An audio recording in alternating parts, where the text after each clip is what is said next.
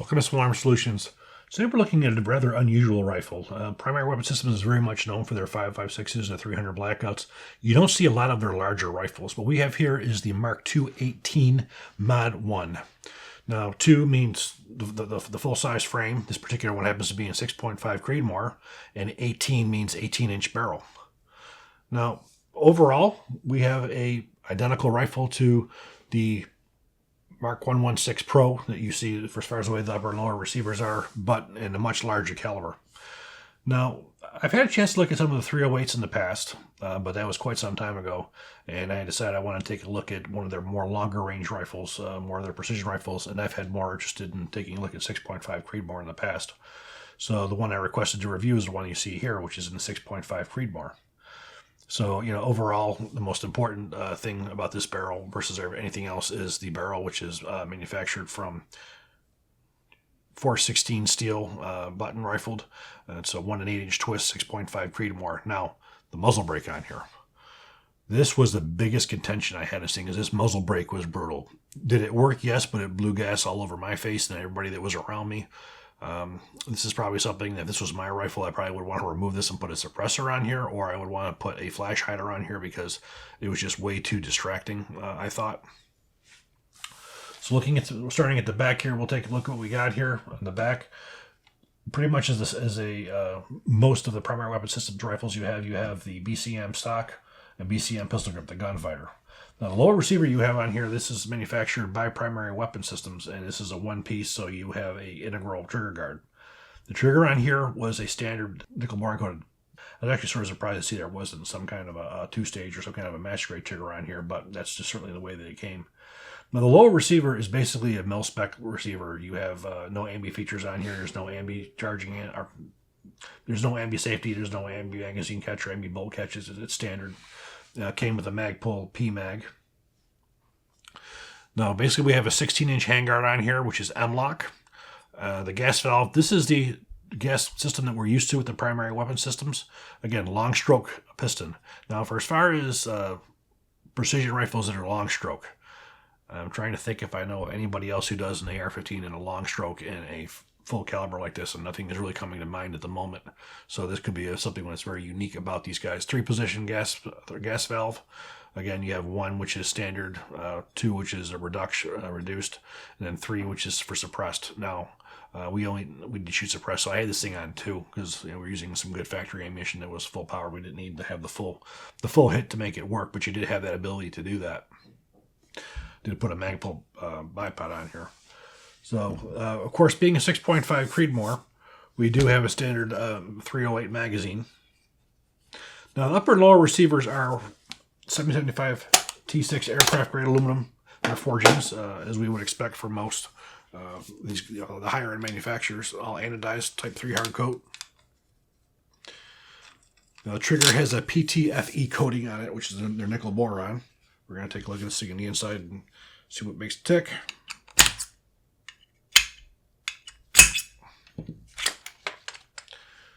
So taking a look at the lower receiver, again, it's a mil-spec type, meaning it doesn't have any of the ambidextrous features on it. But what we have here is a standard mil-spec receiver extension, and we have one of the shorter buffers. This is something I probably would have rather seen with a longer buffer that we use, standard mil-spec type H3 buffer. But the way they had this sucker gassed, it wasn't necessary because you had the adjustable gas system, made it not necessary, so you could use the shorter system. Now, the receiver extension that they use on here is their own. And what's special about it is it extends over the buffer retainer pin. What that means is when you close the receiver, the back of the bolt carrier is sitting inside of the receiver extension. It's not jumping, so you're limiting any kind of carrier tilt. And again, the trigger that we're looking at is standard mil-spec. Again, with the nickel finish on it, gives it a little bit better of a finish. Now, to keep the receivers tight, as we can see here, we have a spring-loaded plunger. What that plunger does is it keeps the receivers tight, keeps them from wiggling back and forth. So other than that, it's pretty much a basic lower receiver. The charging handle that we have on here is a Radiant Arms Raptor. Again, Raptor is probably the most common that's in the industry right now. Okay. Now taking a look at the bolt carrier. Now again, we have a typical AR-10 bolt carrier, which basically looks like the 5.56 on steroids. Now we have a two-piece rod on here. Again, this rod is depending upon the length of the gas system. This happens to be a rifle length gas system, so it's a little bit, it's the longer of the two pieces. You can slide the Iridium Raptor charging handle right off. And of course, it's branded to primary weapon systems. Now looking at the bolt carrier, we have a standard AR-10 type bolt carrier. There's no gas rings on here, obviously, for obvious reasons. One of the things I also noticed that is noteworthy on here is the ejector that you have on here. If you notice the ejector here, the ejector is round, so it has no sharp edges on it, which is certainly a reliability enhancement over the standard flat ones. So that was one of the things that was noteworthy on here. But yeah, overall, just a typical bolt carrier. Now, as we previously stated, we have I believe this is a 16-inch handguard on here, 18-inch 416 stainless steel button-up barrel, 1/8-inch twist, 6.5 Creedmoor. As you can see, all M-lock. Continuous 1913 rail on the top. Again, I added a rail panel on the bottom and added the Magpul bipod on here. Again, to my pleasure, no forward assist. You do have a fire cartridge case deflector. Now for reassembly, again, some people have a hard time with this. This doesn't particularly bother me too much. You take your carrier, you slide your charging handle over the top of the operating rod. You have a flat on here, so you find the flat. And there you have it. So now it gets a little bit tricky getting that to slide into place. So you want to get make sure the bolt's in the unlock position, of course. There you have it.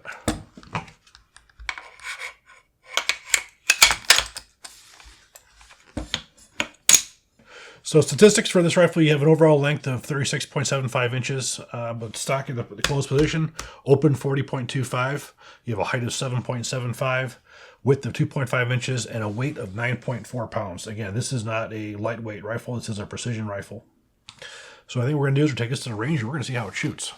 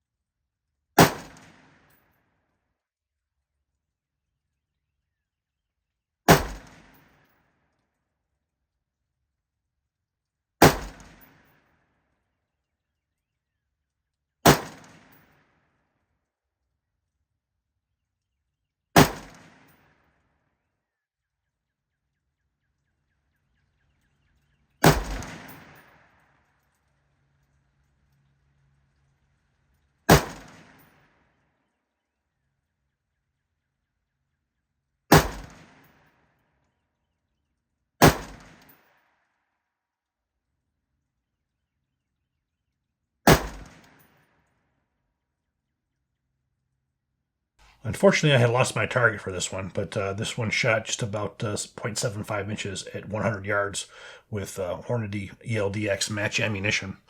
We put about 100 rounds through it, 140 rounds through it, because again, I had a limited supply of 6.5 Creedmoor ammunition. And again, you'll notice from the video, the actual muzzle blast was brutal with this. Again, the muzzle brake worked. It did as advertised, but there was a lot of repercussions to the shooter. So I think it would benefit more from more of a flash suppressor or a sound suppressor.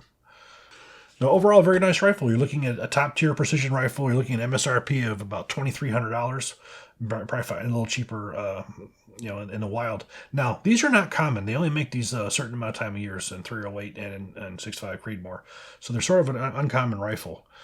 Now, I probably would rate this like with a Reaper, or it would be up there in accuracy with those guys. You're in that price point.